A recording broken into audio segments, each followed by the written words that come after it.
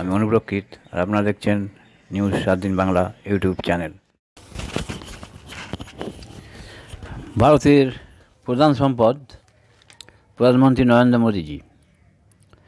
সংবাদ মাধ্যমে লেখা প্রতিবেদনে মোদীজিকে ভারতের প্রধান সম্পদ হিসাবে অভিহিত করেছেন কংগ্রেস সাংসদ শশী থারুর। পহেলগাঁও হামলা পরবর্তী অপারেশন সিন্দুরে পাকিস্তানে জঙ্গি ঘাঁটি গুড়িয়ে দেয় ভারত। এই ঘটনা ঘিরে দুদেশের সংঘাত চরমে ওঠে। এই পরিস্থিতিতে ভারতের অবস্থান তুলে ধরতে বিভিন্ন দেশে সর্বদলীয় প্রতিনিধি দল পাঠিয়েছিলেন নরেন্দ্র মোদীজি।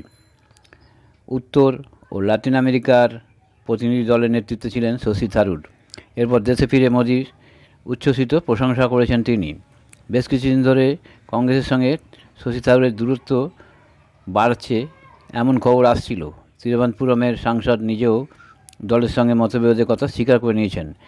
এরই পরিপ্রেক্ষিতে থারুরের ফের মোদি বন্দনা রাজনৈতিক মহলে তাৎপর্যপূর্ণ বলেই মনে করছেন। এবার প্রতিবেদনে শশী থারুর লিখেছেন, প্রধানমন্ত্রী নরেন্দ্র মোদীর উদ্যম, তৎপরতা, ইচ্ছাশক্তি বিশ্বমঞ্চে ভারতের প্রধান সম্পদ। তা আরও বেশি সমর্থন পাওয়ার যোগ্য। ভারতীয় প্রতিনিধি দলের সফর বিশ্বমঞ্চে ভারতের ঐক্যকে তুলে ধরবে বলেও মন্তব্য করেছেন প্রাক্তন কেন্দ্রীয় মন্ত্রী। অপারেশন সিন্দুরকে বলিষ্ঠ সিদ্ধান্ত আখ্যা দিয়ে তিনি বলেছেন, আত্মরক্ষার জন্য এই বৈধ পদক্ষেপ নিয়েছিল ভারত।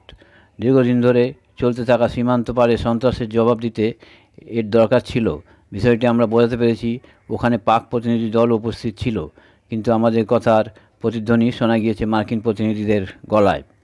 লস্কর ই তৈবা, জয়শ-ই মোহাম্মদের মতো জঙ্গি সংগঠনের বিরুদ্ধেও কড়া ব্যবস্থা নেওয়ার আর্জি জানিয়েছে তারা।